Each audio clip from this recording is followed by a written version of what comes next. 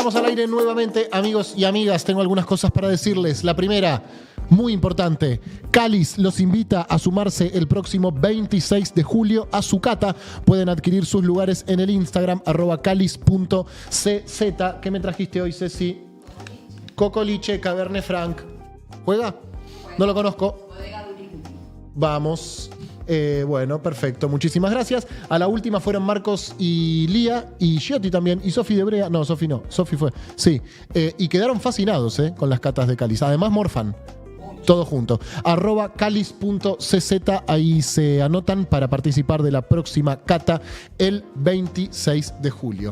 Es muy raro tenerlo enfrente porque lo sigo desde que soy adolescente y nunca lo había conocido, nunca me lo había cruzado en ningún lado, lo cual ya a esta altura de la soirée es raro. Es raro. Nuestras palmas se disponen para recibir con un fuerte aplauso a Felipe Piña. Muchas gracias, muchas gracias.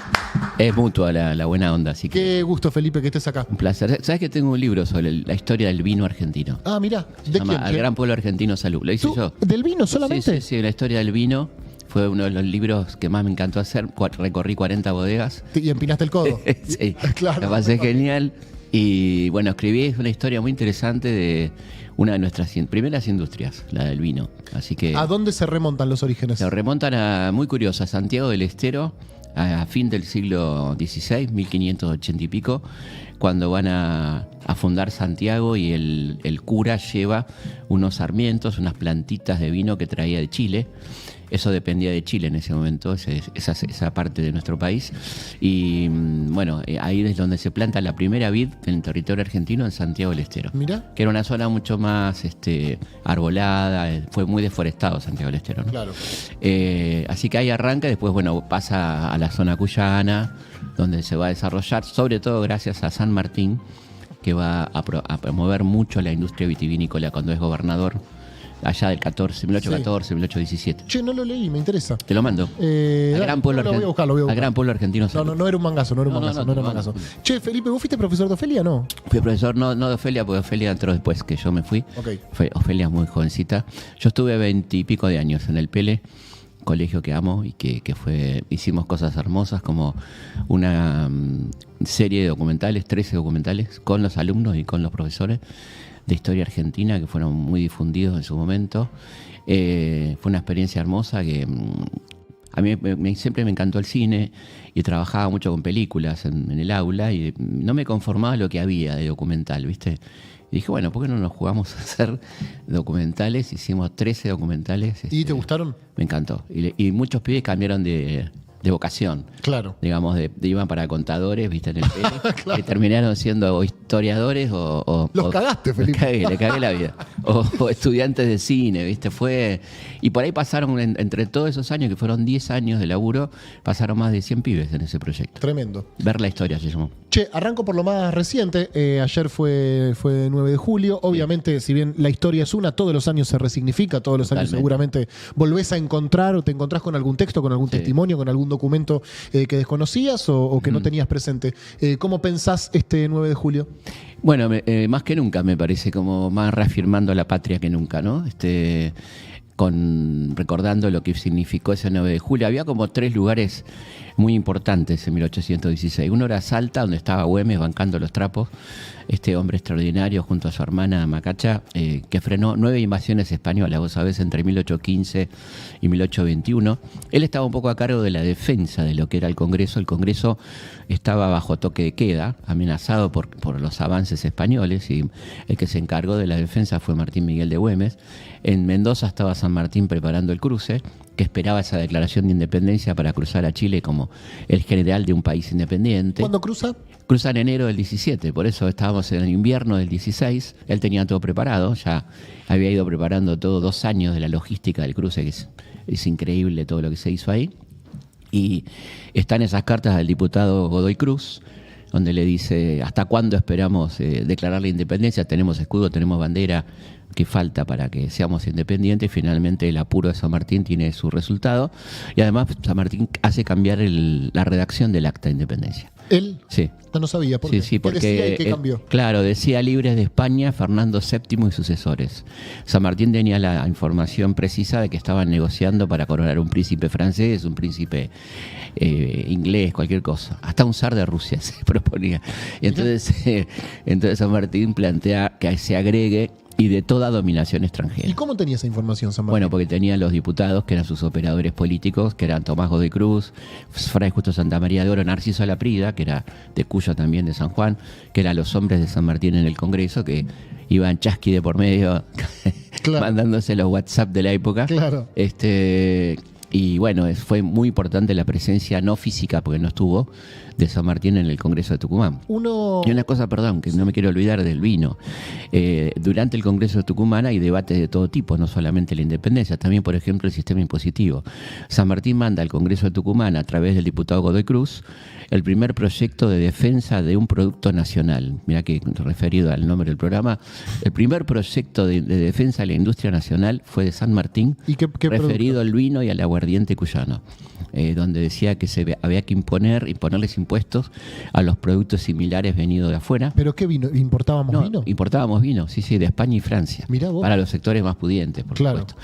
Y bueno, el proyecto es rechazado por los diputados liberales porteños, No te puedo que creer. dicen que nos vamos a aislar del mundo, te juro que dicen eso, que se va a repetir, 500 veces. Y ese proyecto de San Martín es una joyita que lo pongo en el libro como el primer proyecto de defensa de nuestra industria, ¿no? El San Martín que nos enseña en la escuela tiene mucho más que ver con el genio militar que con Total. el rosquero articulador Total, político, ¿no? No se totalmente. piensa tanto en San Martín No, como San un Martín es un articulador, como un político. gran político. Fue gobernador de Cuyo entre el 1814 y el 17. Cuando él llega, Mendoza es una provincia esencialmente ganadera que vivía de exportar ganado a Chile.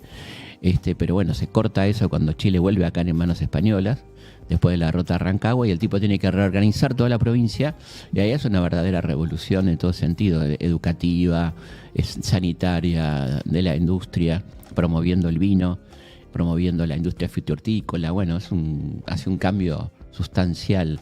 Y además en ese interín lo intentan matar. Alvear manda un grupo de sicarios a matarlo. Y ¿A Mendoza? A Mendoza, y a reemplazarlo como gobernador. Lo del atentado queda desarticulado por el excelente servicio secreto sanmartiniano, que era muy, muy eficiente. Y Había un servicio secreto sanmartiniano. Sí, el servicio de inteligencia, en el cual estaba Manuel Rodríguez, que era un agente secreto que operaba en Chile, Álvarez Condarco, gente el propio Arenales, y muchas mujeres, más de 200 mujeres que operaban en Chile pasando información. Que trabajaban para San Martín. Trabajaban para San Martín para lograr el cruce. Pasando información envenenada al enemigo, información falsa, y pasando información positiva a este lado. Mirá los servicios del siglo XIX. Lindos servicios. Lindos En servicios. esa época, lindos servicios. Así que, bueno, cuando lo quieren reemplazar como gobernador, Alvear manda a un tal Perdriel a reemplazarlo. San Martín le dice: no se haga ningún problema, lo único que le pido es que me acompañe a la plaza central de Mendoza a que usted asuma como gobernador. ¿Te imaginas cuando va a San Martín con el supuesto reemplazante, lo quiere matar al tipo, Claro. lo putea, se tiene que ir escapando? Claro. Y ahí tenés la habilidad política del tipo, ¿no? Felipe, ¿qué pasa con los próceres y el exilio? Che, porque uno cuando repasa la vida de los grandes próceres argentinos, todos, sin excepción. ¿Quién no? ¿Belgrano no? Belgrano no. Belgrano no. No alcanza porque se muere antes, Claro. muere joven, digamos. Pero Moreno no muere en la patria, Moreno San Martín no muere en la patria, Rosas. Alberdi no muere en la patria, Rosas no muere en la patria, Dorrego estuvo exiliado, todos estuvieron exiliados. Sarmiento estuvo exiliado, Alberdi estuvo exiliado, Mitre estuvo exiliado, Perón estuvo exiliado, estuvo, o deportados, otros tantos, ¿no? Es un libro que tengo ahí como en cartera. El exilio. El exilio, que es alucinante porque tenés muchos momentos del exilio, ¿no? Y sí, hay mucha ingratitud, ¿no? Un poco lo que dice Alberdi, ¿no? Que era un gran pensador argentino, muy mal leído generalmente. Vamos ahí que me interesa porque es como... La que está de moda. Está de moda, claro, es el prócer preferido. Sí. Se detienen mucho más en el Alberdi del mercado que en el constructor de naciones, ¿no? Exactamente. ¿Cómo pensás Alberdi hoy? El Alberdi del mercado, que era un Alberdi del mercado muy progresista, porque era un Alberdi norteamericano, digamos, ¿no? Entendiendo el mercado, viste, como la cuestión del consumo interno, ¿no? La idea de Estados Unidos, del primer Estados Unidos, que es un Estados Unidos muy fuertemente planteándose la construcción primero de un mercado interno, para lo cual había que tener buenos salarios, había que terminar con la esclavitud, había que repartir la tierra equitativamente, que es lo que hacen con la conquista del oeste. Ese es el modelo que quiere Alberdi, ¿no? Y él en las bases, que es un libro muy interesante, dice que la palabra libertad sin la palabra igualdad no tiene sentido, porque esa libertad va a implicar la libertad de los más poderosos, ¿no? Claro. ¿No? O sea, queda claro que es la libertad para Alberdi. Un tipo que obviamente está a favor de la educación pública, la extensión de la educación, el fomento de la industria. Insiste mucho con la cuestión de la industria, que no seamos un país exportador de materia prima, de commodity solamente. Y un hombre que tiene distintos momentos, ¿no? Obviamente a veces se rescata el Alberdi antirrosista nada más, Claro. que es una etapa de su vida. ¿Tuvo su etapa rosista? Tuvo su etapa de amistad con Rosas, sin ser rosista. Él, se tiene que exiliar. Recordemos que Rosas perseguía a la oposición y la gente se iba al exilio, ¿no? Que tampoco eran ningunos angelitos del Señor, digo, ni uno ni otro. Después, estando en Londres, sorpresivamente en una recepción en el año 1857, se lo cruza Alberdi. Se cruzan mutuamente. Y Alberdi se acerca a él, a Rosas, y le dice que él había sido muy antirrosista, que él lo había perseguido, que había escrito un periódico en Montevideo que se llamaba Muera Rosas, que era tal cual, pero que ahora veía que les estaba cometiendo una enorme injusticia con él, que le estaban haciendo un juicio en ausencia, sin ningún motivo, que le habían quitado las propiedades y que quería en todo caso ser su abogado, que se ofrece a ser su abogado. Y Rosas le dice, qué mejor abogado puedo tener que el padre de la Constitución, le agradezco infinitamente, pero no le conviene. Primero porque no tengo plata y segundo, era verdad, Rosas era un tipo que estaba mal económicamente. ¿Por qué? Porque no se llevó nada acá, se llevó básicamente documentos y muy poco dinero, ¿no? Dejó las cuentas de una manera muy ordenada. De hecho, cuando llegaron los vencedores de Caseros, se repartieron el Tesoro Nacional. Desastre, claro. Sí, pero repartieron, te lo repartieron. Después te mando el listado, yo no me lo sé de memoria, pero entre 10 oficiales que sobornaron se repartieron una parte importante del Tesoro Nacional. Y le dice no, y después no se lo van a perdonar nunca, Alberdi, no se meta en esto porque no se lo van a perdonar jamás. Claro. Y nace una amistad muy interesante entre ellos. Cartas muy lindas, muy interesantes. Alberdi lo ayuda a ordenar sus memorias. Y ese Alberdi va a ser el que va a estar el más grande defensor del Paraguay en la Guerra del Paraguay. Claro. Que denuncia el genocidio al Paraguay. En un libro maravilloso que se llama El crimen de la guerra, lo cual le vale la excomunión absoluta. O sea, Mitre no se lo perdona jamás. Claro. No puede publicar más en Argentina, no puede volver a la Argentina. Vuelve recién en el 79 durante muy poco tiempo. Es electo diputado y ahí discute el tema de la capital federal para federalizar Buenos Aires, ¿no? Pero en el medio tenés escritos extraordinarios de los póstumos de Alberdi que son el verdadero pensamiento, y termino con esto. La frase de Alberdi sobre los liberales, dice, hablando del Mitre, de toda esa gente, los liberales argentinos son amantes platónicos de una deidad que no han visto ni conocen, la libertad, ¿no? Y habla de la idea de la persecución del opositor. Es un tipo que la tiene muy clara. Felipe, a diferencia del macrismo, advierto una característica o una voluntad en la Libertad Avanza que no te diría que celebro, pero con la que me siento un poco más emparentado, que es la búsqueda o la necesidad por disputar la historia. Sí, ¿no? El macrismo rechazaba la historia, le bajaba el precio. Ponía animalitos en los billetes. Ponía animalitos en los billetes. Habrán sentido angustia, querido rey. Uno no le imagina a Macri apasionado por la historia argentina. Total. Y en la Libertad Avanza existe eso, ¿no? Sí, existe. ¿Cómo tomás este ánimo por rediscutir la historia, por disputar el pasado? Yo creo que es muy interesante que ocurra. Lo que pasa es que hay un recorte muy fuerte de los personajes históricos, ¿no? Digamos, no rescatar muy parcialmente algunas cosas de los personajes. Por ejemplo, de Roca niegan el aspecto estatista de Roca, la ley 1420 de educación común, la separación de la iglesia, ¿viste? Todas esas cosas que fueron cosas muy importantes que hizo Roca en su gobierno, ¿no? Más allá de lo que no nos gusta, que es la campaña al desierto y todo lo que uno puede Siempre hay una lectura parcializada de Roca, sí, ¿no? Sí, claro, ¿viste? Pero pero a mí me parece que Roca es un tipo muy interesante de la política argentina, donde hay que poner todos los elementos sobre la mesa, ¿no? No solamente aquellos que no nos gustan, cosa que no le cabe a un historiador, digamos. Uno puede decir, no cuento que Balbini estuvo preso cuando gobernaba Perón, qué sé yo, no se puede hacer eso, ¿no? Y no corresponde ni está bien de ninguna manera. Entonces, me parece que es interesante, pero ellos presentan una historia muy recortada, muy parcializada, donde Alberdi no aparece. Claro. El que te acabo de contar no aparece.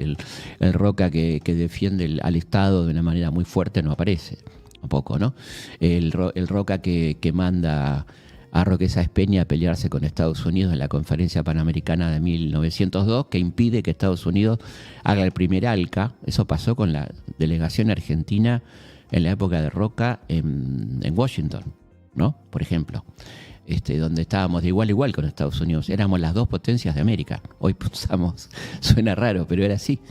Y Argentina logra frenar la creación de una moneda única y el levantamiento de las aduanas, un ALCA, digamos, que se planteaba en ese momento en la presidencia de Teddy Roosevelt, ¿no?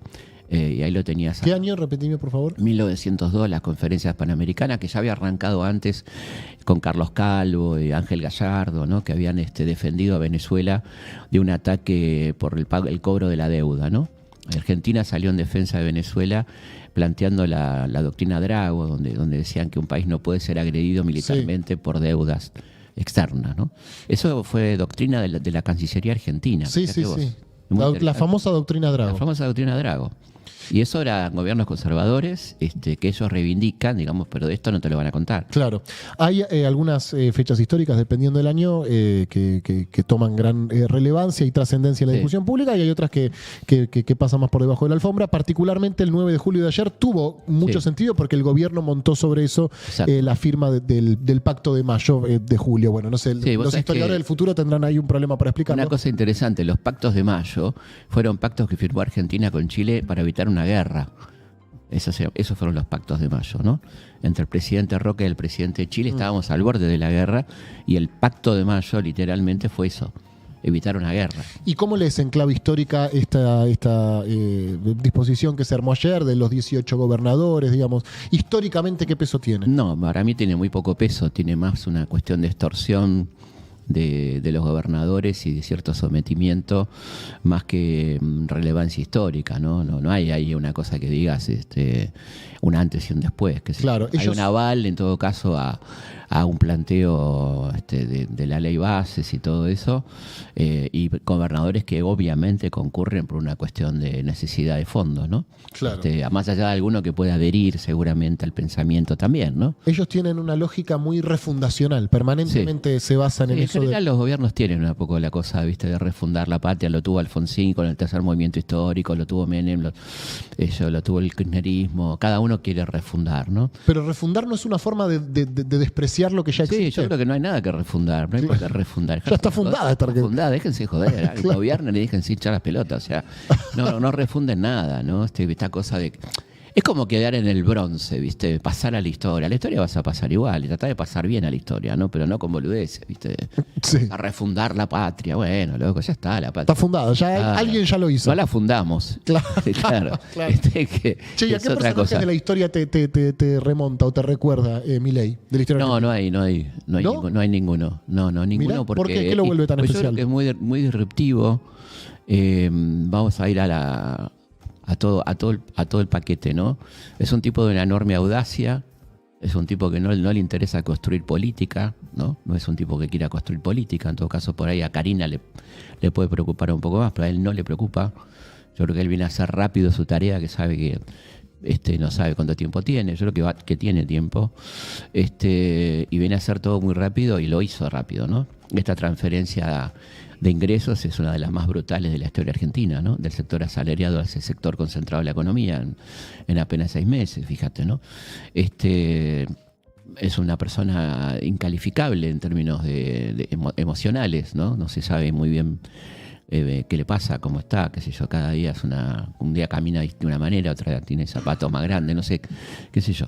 Pero no es muy difícil comparar con alguien, porque Pues quizá hay contactos ideológicos o de modelo con el menemismo, con la dictadura, con el macrismo, ¿no? Ese neoliberalismo fanático.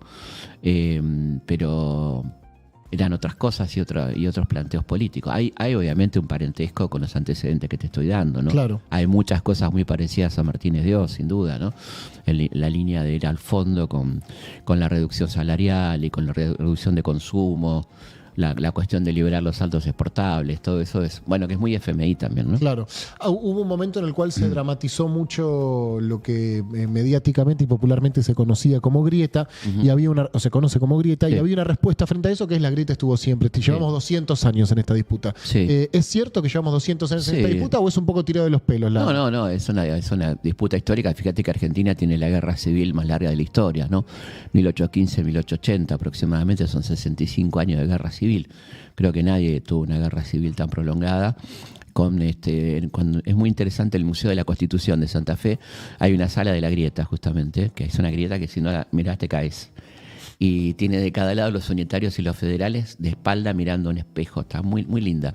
Y en el piso hay una placa que dice, entre 1815 y 1870 aproximadamente hay 350 combates, 60.000 muertos. Eso fue la Guerra Civil Argentina, ¿no? Fíjate si hay grieta. 55 años, sí, 350 combates. Sí. 60.000 muertos. 60.000 muertos. Lo cual dimos una ventaja tremenda al resto, a Estados Unidos fundamentalmente, ¿no? O sea, este tiempo que se perdió en las guerras civiles, otros lo aprovecharon. ¿Estuvieron fogoneados desde afuera?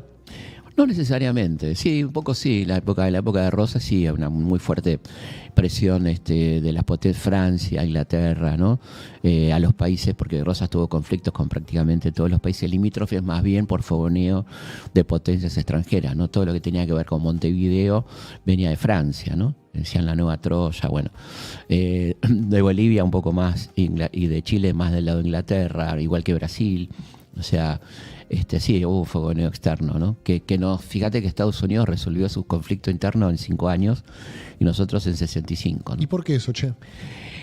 Bueno, pues Estados Unidos tenía un conflicto más sencillo quizá de resolver. ¿Cuál era? Que era tremendo, pero sencillo en el sentido que el norte industrial quería terminar con el sur esclavista y aplicar ese modelo industrial a todo el país, unificar el país en ese modelo, ¿no? De ahí que en realidad los abolicionistas del norte no eran tan humanistas, no es que les preocupara demasiado la suerte de los esclavos, sino que querían trabajadores del modelo capitalista. Y eso fue lo que se unió en la guerra civil y se terminó, y Estados Unidos avanzó como una potencia que pudo salir afuera. Acá la diferencia entre unitarios y federales es de difícil determinación tan automática. Claro, ¿no? más complejo, ¿no? Mucho más complejo. O sea, tenés federales que parecen unitarios, sí, unitarios que parecen federales. Te pongo 2 ejemplos para que la gente le quede claro. El Manco Paz es un tipo unitario, pero que armó toda una estructura provincial en contra Rosas, por ejemplo, ¿no? Rosas es un tipo que arma alianzas con los caudillos, pero que defiende sobre todo la provincia de Buenos Aires, ¿no?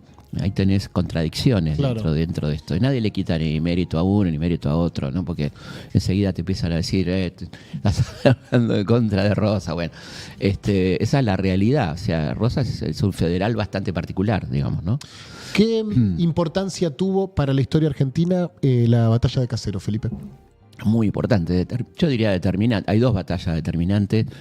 Caseros y Pavón, ¿no? Caseros, la del 53, cuando es derrotado Rosas, con dinero inglés y portugués, de brasilero directamente, ¿no? El Imperio Brasil, Urquiza se alía con los brasileros, que financian y después van a cobrar unos intereses tremendos. Quedamos endeudados con Brasil por el financiamiento del ejército grande, ese ejército inmenso que derrota a Rosas.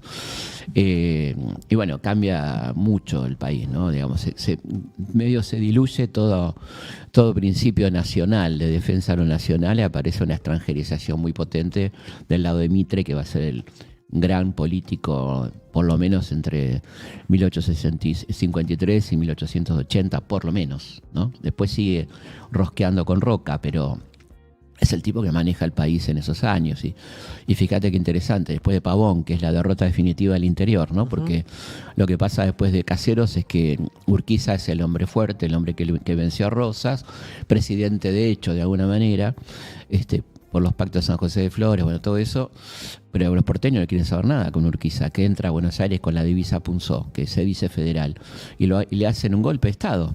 El 11 de septiembre, que es el nombre de la Plaza Miserere, no es por Sarmiento, es por el 11 de septiembre del 52, un golpe de Estado, lo echan. El tipo se va a Santa Fe a inaugurar el Congreso Constituyente y lo echan. Y acá se arma un Estado aparte. El país se divide entre Buenos Aires y la Confederación, ¿no? Finalmente Buenos Aires logra derrotar a Urquiza, una especie de acuerdo entre Mitre y Urquiza, se unifica el país, nace el proyecto de nación y Mitre va a crear la nación, ¿no? En los dos sentidos de la palabra. Es el creador de la nación y le ponen la nación a su diario un tiempo después. Como el tipo tiene claro que él es el constructor de la nación, ¿no?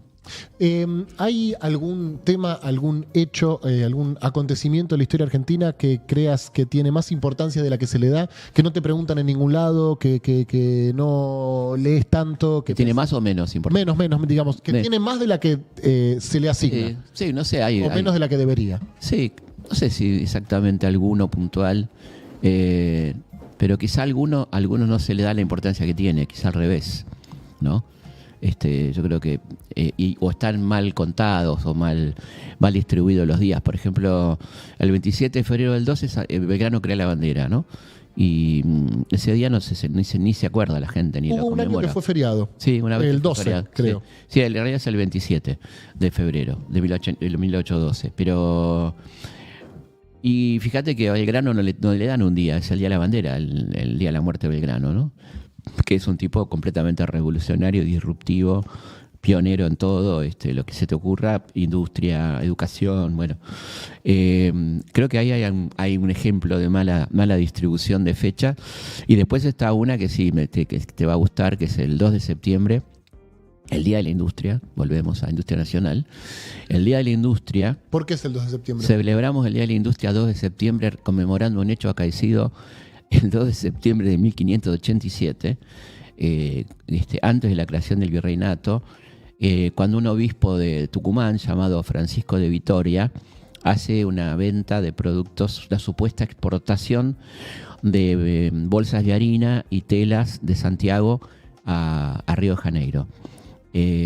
Pero el gobernador Velasco de Tucumán ya venía observando las actitudes extrañas de este obispo y descubre que en las bolsas de harina iban barras de plata del Potosí de contrabando. Buenísimo. O sea que el Día de la Industria es el día del contrabando. Sí.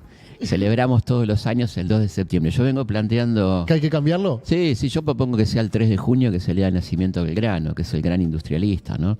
Y dejemos de conmemorar un obispo contrabandista, básicamente. Claro. Digamos, y además hay una cosa que es mentirosa, porque dice primera exportación argentina al exterior. No era verdad, porque en ese momento, 1587, España y Portugal eran el mismo reino. ¿Viste? No era el exterior, Estaban claro. unidos desde 1580 bajo el reinado de Felipe II. Eso va a durar un tiempito, pero no era exterior, era Claro. Brasil. Lo que hoy es Brasil era parte del imperio anglo-portugués de Felipe II. Hace poco, por el 50 aniversario de la muerte del general Perón, tema por el que también te voy a preguntar, ¿Cómo no? entrevistamos a Cristina en este canal. Sí, lo vi. Perfecto. Y bueno, y ella arranca la entrevista diciendo: yo estoy en contra de recordar a los próceres el día que se murieron. Sí. No sé si en otros países pasa también. Sí, pasa. Pero acá con nuestros próceres se los recuerda el día de la Tiene muerte. mucho que ver con que la enorme influencia de la masonería en la escritura de la historia. Me encanta. La masonería... Contámelo todo. No, la masonería plantea que un hombre no es nadie cuando nace, que la vida de un hombre se justifica por su trayectoria. Entonces la muerte está hablando de la completitud de esa vida. Entonces ahí sí lo homenajeás, porque el día de la muerte estás hablando de la trayectoria de ese tipo. Que cuando nace es un bebé que no es Perón bebé, qué sé yo. No sé. Sí, nada, sí. Claro. Todavía no era nadie. Tiene su lógica, qué sé yo, pero tiene que ver con eso, los que decidieron un poco el panteón, quiénes fueron los próceres, fíjate que dejaron afuera a Güemes en un momento dado, en el año 1907, cuando se hace el gran panteón escolar, a Güemes lo sacan por gaucho, ¿no? Y dice así, por gaucho. O sea que eso de conmemorar las muertes tiene que ver con eso, ¿no? ¿De qué manera, a través de qué instrumentos, mecanismos o personas la masonería influyó o influye en cómo se cuenta la historia en la Argentina? Hoy ya no tanto, pero durante mucho tiempo muchos de los escritores, bueno, muchos presidentes fueron masones. Y Reconocidos, eso sí, es sí, público. no, todo reconocido. Tenés de Urquiza a Roca, la mayoría, todos esos presidentes fueron masones. De hecho, tenés un discurso de Sarmiento, que era un gran masón, dado. ¿Todos esos eran masones? Todos masones. Mitre, Avellaneda. Todos. Y antes de asumir, todos estos iban a la masonería un poco a contar su programa de gobierno, ¿no? Que básicamente eran un grupo de poder, ¿no? Era un grupo ¿Cómo de llegan poder. acá? Llegan acá más o menos durante por las invasiones inglesas, más o menos por ahí. Había unas logias previas. Recordemos que más o menos la masonería se oficializa a fin del siglo XVIII, ¿no? Y el primer lugar de poder de la masonería es Estados Unidos. Ahí nacen los masones. Y toda la plana mayor de la Revolución Norteamericana, que es una revolución muy interesante, Adams, Jackson, Jefferson, son todos masones. Y el billete del dólar tenés El logo, símbolo, sí, el símbolo. el símbolo masón de $1, ¿no? La pirámide. ¿Y todos esos presidentes que eran masones antes de ser presidentes? Eran masones antes de ser presidentes. La masonería tampoco es un cuco, ¿no? Era una organización que tuvo sus elementos interesantes, digamos, antimonárquicos, en contra de la iglesia autoritaria, ¿no? Tenés mucha gente, tenés a Mozart, por ejemplo, que era masón, que escribe óperas dedicadas a la masonería, ¿no? Beethoven, mucha gente famosa fue masona, que era una forma de militar por la libertad en contextos de absolutismo monárquico, ponele, Claro. ¿no? Acá lo que hoy en día es básicamente un club de poder, ¿no? Y ¿Sin tanto poder o conservan un yo creo que poder? menos, pero sigue habiendo gente poderosa. Ahí tienen un templo, Sí, se sí, llama, un ahí en templo la calle muy Perón. En la calle Perón, literal. ¿Es Perón casual? Perón y Libertad. No, esa calle se llamaba Cangallo antes. Claro. No, es un templo que viene de mucho tiempo, es muy lindo, muy interesante. Nunca entré, che. A mí me han invitado a dar una reunión. ¿Sos masón, Felipe? No, para nada. Es lo primero que te dicen. Fuiste, sos masón. No. No, aparte ellos tienen un test, ¿viste? Sí, sí, bueno. Que te hacen un test masón sin decirte que te lo están haciendo. Sí, y después sí. te dicen, pensé que eras masón, pero te hice el test y... No, yo fui con Rodolfo Terraño, que tampoco es masón, a dar una charla de San Martín. Nos invitaron a dar una charla de San Martín. ¿Quiénes no son masones? Podría ser? No, hay un montón de gente masona que no... Hoy en día muchos lo blanquean más, ¿viste? Pero durante mucho tiempo era un secreto, no se podía decir. Claro. Pero no tengo nada que ver con la masonería, simplemente me encanta el lugar, es muy interesante y tiene una biblioteca impresionante. Me imagino. Imagínate lo que es la biblioteca. Te quería preguntar por el radicalismo, que es un partido que tiene más de 100 años, el partido centenario. ¿Cómo ves que dialoga este presente con la historia del radicalismo? ¿En qué sentido se expresa hoy el ideario radical? Bueno, el ideario radical es complejo, porque vos siempre tuviste en el radicalismo sectores más radicales, en el buen sentido de la palabra, y sectores más conservadores, ¿no? Pensá que el radicalismo nace como un partido revolucionario armado, ¿no? La revolución de 1890 contra Juárez Selman, la revolución de 1893, la revolución de 1905. Estamos hablando de gente enfierrada con apoyo de algunos cuarteles y militares, ¿no? Con combates y secuestro de un presidente, como de un vicepresidente como Fidel Alcorta en la Revolución del 5. O sea, gente pesada, que luchaba por el voto, la pureza del voto y tal. Y dentro del radicalismo, ya en la Revolución del Parque aparece un sector de sangre azul, al lado de un Irigoyen y de un Lisandro Latorre, que era originalmente radical.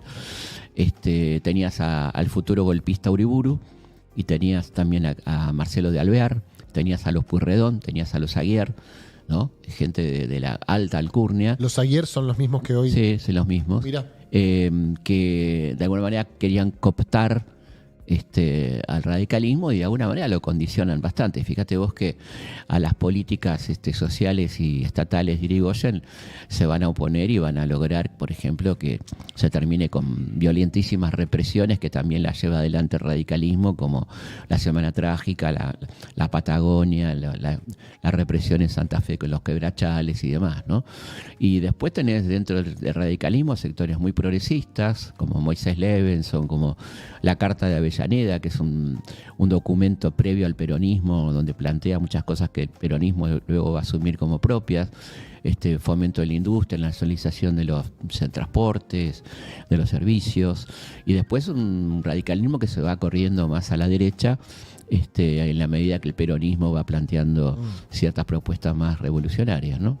Cuentan, dicen, no me consta, pero lo repiten muchos, que llegando a algunos momentos de su carrera, a Spinetta le hinchaba las pelotas que le dijeran toca muchacha. Claro. No quiero tocar más, muchacha. Ya está. Sí, sí. ¿Hay algún tema que ya te hinchó las bolas? No, que decís, mira, de esto no quiero hablar más. No, ningún tema, la verdad. No, que no. te sigue apasionando como el principio. Me encanta. Sí, lo entiendo al flaco, porque aparte no era justamente el más lindo tema que No particularmente. No. Sí. Tenía mejores. Sí. Tenía mejores. Una muy linda amistad con el flaco en los últimos tiempos de él. ¿Tuviste una linda amistad? Sí, que nació muy, muy loca porque fui a hacerle una nota. Yo tenía un programa en Canal 7, en la TV pública, y le fui a hacer una nota y fui con mis hijos, que eran fanáticos, eran chiquitos todavía, muy fanáticos del flaco, y me dijo, loco, no tengo ganas de hacer una nota, ¿por qué no se quedan a tomar la leche? ¿Y así fue? Nos quedamos a tomar la leche con el flaco. ¿Hiciste la nota? 2 horas no hicimos la nota, 2 horas hermosas de un tipo maravilloso, claro. Y después, bueno, quedó muy buena onda y lo vi un par de veces más. Fue el cumpleaños de mi hijo muy poco después de ese día y salió, le dedicó el recital a él, ¿viste? Una cosa, era un tipo hermoso, la verdad. Un capo. Sí. Felipe, esta no es la primera derrota que atraviesa el peronismo. Sin embargo, presenta características un poco extrañas o difíciles de comprender. ¿Cuáles dirías que son las particularidades de esta derrota? Yo creo que es una derrota autoinfligida en un punto, ¿no? O sea, el peronismo es muy responsable de esta derrota, y creo que ese es un detalle no menor, ¿no? No supo ver, lo ganó la soberbia, o no bajó la intensidad de sus conflictos internos en un momento donde era bastante evidente que se avecinaba un cambio de régimen, ¿no? Y por otro lado el desconcierto, me parece, ¿no? Como este tipo es un tipo muy hábil en marcarte la cancha y te va descolocando todo el tiempo, y me parece que del otro lado no están a la altura de las circunstancias, ¿no? No veo un liderazgo, salvo gente como Juan o como algunos que aparecen y hablan, muy poca respuesta del otro lado a lo que está haciendo Milei, ¿no? Entonces creo que se le está dando mucha ventaja, me parece, ¿no? Del lado del peronismo, que me parece que debería ser la principal oposición. Claro. ¿En qué medida te parece que las discusiones actuales del peronismo están atravesadas por las discusiones que surgieron en los 70? Yo creo que cada vez menos del peronismo. Sí, del peronismo. Sociedad creo que más, porque tenemos una vicepresidenta que hace apología de la dictadura, por lo tanto hay una instalación automática de un tema, ¿no? Pero dentro del peronismo me parece cada vez menos, me parece. Hoy en día me parece que no es un tema que atraviese la discusión peronista. Me da esa impresión, ¿no? ¿Y la juventud? Es una pena, porque ahora no hay momento. Justamente estamos 5-0 y con el referí comprado, ¿no? Pero me parece que quedó pendiente una buena discusión sobre ese tema. Se contó mal, se sigue contando mal, se usó mal, me parece a mí. Y es un tema sobre el que tendríamos que hablar en algún momento, ¿no? Las juventudes políticas argentinas han tenido roles fundamentales en la historia de nuestro país. ¿Qué rol pensás que están ocupando hoy? Yo creo que se está preparando la juventud para tener un rol, sin saberlo quizá, ¿no? Me parece que lo que te pasa a vos con tus espectáculos, lo que me pasa a mí con Pedro, donde va tanta gente joven, nosotros somos 2 personas grandes y tenemos un 80% de público joven que viene a buscar algo, ¿no? Me parece que hay ahí un potencial muy interesante que vaya a saber para dónde sale, ¿no? ¿En qué andas, Felipe? ¿Qué estás haciendo? Estoy ahora, bueno, con Pedro Saborido haciendo unos espectáculos medio de gira nacional. Qué divertido, ¿no? Hermoso, la verdad que es una persona genial, Pedro. Es genial, es realmente genial. Es una muy linda persona, aparte. Sí. Muy importante eso. Buena gente. Y bueno, Pedro tenía un poco de fobia a los espacios grandes. Él hacía cosas chiquitas. Yo dije, no, estamos para algo así, y estamos muy contentos porque nos está yendo muy bien. ¿Cuándo es la próxima, che? Ahora vamos a Mar del Plata el martes. Ya está casi todo vendido. al auditorium. Y Qué después bien. nos vamos a Córdoba el 14 de agosto a la Sala de las Américas, ahí en la Ciudad Universitaria. Perfecto. Y la verdad que es muy lindo lo que es. Yo la paso genial. Y me imagino. Estoy muy agradecido. Y el público sospecho que también. El público la pasa genial y hay, todo el tiempo ahí el público manifiesta lo que le va pasando y es muy particular lo que hacemos, ¿no? Nos metemos con algunos temas muy fuertes como por ejemplo el peronismo, como por ejemplo civilización y barbarie, conurbano, ciudad, Sí. antinomias interesantes. Históricas argentinas. Histórica, de folclore también, ¿no? De Borges, que es un personaje que los dos amamos. Claro. Que nos parece que la gente no se lo tiene que perder por prejuicios pelotudos, porque es el más grande historiador, el más grande escritor de habla hispana, no tengo ninguna duda. Y es una pena que la gente se lo pierda por gorila, digamos. Claro. ¿Y estás con un canal de YouTube? Estoy con un canal de YouTube. ¿Abriste canal de YouTube? Sí, la verdad que fue explosivo. Ahí está, lo estamos viendo. Sí, hace un mes y pico y ya estamos en... ¿Surgió de vos la idea? De mi hijo Martín. De tu hijo Martín. Que es el director del canal, el gran motor de todo esto. Y la verdad que ya recibimos la plaqueta de las 100 lucas. Ah, ¿ya? Sí, al mes. ¿Me estás jodiendo? Sí. Pero la puta madre. 450.000 videos tuvimos que hacer nosotros para el coso. Che, felicitaciones. Sí, muy contento. ¿Y te gusta? ¿Te divertís? Me encanta. Aparte estamos haciendo algo que tenía muchas ganas de hacer, que es rescatar. Yo tengo ya 20 años de laburo en medios y muchas cosas muy lindas, entrevistas muy lindas que fui haciendo, y hicimos un archivo piña donde volvimos a poner cosas que ya no andaba circulando, como una entrevista que le hice a todos los Lelutier, la famosa entrevista que le hice a Charlie, que fue la más larga que dio y según él una de las más lindas, para mí, bueno, la más linda que hice en mi vida. ¿En qué año? 2014. Ah, ok. Lo agarré un día que estaba espléndido Charlie, con ganas de charlar, y hablamos de todo, de política, de su militancia política en el PCR, cosa que nunca le había escuchado. Mirá, no que sabía. Duró un mes. ¿El PCR o la militancia de Charlie? El PCR duró un poco más. Pero bueno, ¿no? Y después una entrevista muy linda a Galeano. Ahora estamos lanzando la que le hice a Leonardo Fabio, que fue realmente conmovedora, absolutamente. Me voy a suscribir en este momento, Felipe. Bueno, muchas gracias. Me voy a suscribir en este momento. Muchas gracias. Pongo en YouTube Felipe Piña Sí. y ahí está. Vamos a buscar canales. Estrenamos ahora el 9 de julio, el último estreno. Así que está por ahí. Ahí está, perfecto. Bueno, muchas gracias. Ahí está, estoy suscripto. Y estoy con otra cosa que me tiene muy, muy contento. Lo del canal, ahora que me tiene feliz, está buenísimo. Y estoy con una novela. Mirá, Mi primera novela. tu primera Me novela. animo a ¿Histórica o no? histórica, Ah. en torno a un hecho surrealista que lo que te cuento, hasta donde te cuento, es absolutamente cierto. A ver, Los mandan al Belgrano derrotado del Capuje Ayohuma. Le eligen entre ir preso y encabezar una misión diplomática a Londres junto a Rivadavia, su gran enemigo, a ver qué pasaba con una posible declaración de independencia. Estamos en el año 1815. Cuando llegan a Londres, cae Napoleón, se complica todo. Le ofrece un conde llamado Cabarrús coronar a un príncipe español llamado Francisco de Paula, el hermano de Fernando VII. Esto fracasa porque Carlos IV había dicho que sí, el padre después dice que no. Y entonces se les ocurre a este tipo Cabarrús, se le ocurre secuestrarlo a Francisco de Paula, traerlo secuestrado a Buenos Aires y coronarlo rey a la fuerza, cosa que no termina pasando. hasta ahí pasó. Ahí pasó, hasta se llega a conformar el comando de secuestro de Francisco de Paula, así que en eso ahí va la novela, que me tiene muy divertido, muy entretenido, ¿no? Con eso. Qué bien. La última, te dedicaste muchísimo, decías vos, en medios hace 20 años, a divulgar la historia. Sí. ¿Por qué te parece que es importante el conocimiento de la historia para la lucha política, para la disputa política? Y básicamente yo creo que es un elemento terapéutico casi personal, te diría. Si uno sabe su historia, podría evitar volver a repetir viejos errores, ¿no? O sea, continuar en lo hacer. Yo siempre lo comparo con el psicoanálisis, ¿no? Cuando vos ya sabés que hay cosas que no tenés que hacer, ¿no? Que ya si repetís te va a ir mal, ¿no? Y me parece que si seguís haciendo las buenas te va a ir bien. Y un poco con las sociedades pasa un poco lo mismo, ¿no? Conocer la historia no es una garantía, pero te ayudaría a que no volvamos a cometer los mismos errores, ¿no? Yo creo que en ese sentido la historia tiene un aspecto terapéutico. Parece que es muy importante, además de que es muy linda la historia, Ujú. y muy interesante, y yo creo que en la medida que lees la política de la historia del pasado, te ayuda a leer la política de la historia del presente. Claro. La historia es básicamente política, ¿no? Es la política, cómo se tejió la política a lo largo de la historia, que es fascinante, ¿no? Y tenemos un país con gente tan interesante, ¿no? De los colores políticos que vos quieras. Mitre es un tipo fascinante, Roca es un tipo, ni hablar de Perón, ¿no? Que es un personaje alucinante, ¿no? Evita, los del otro lado, ¿no?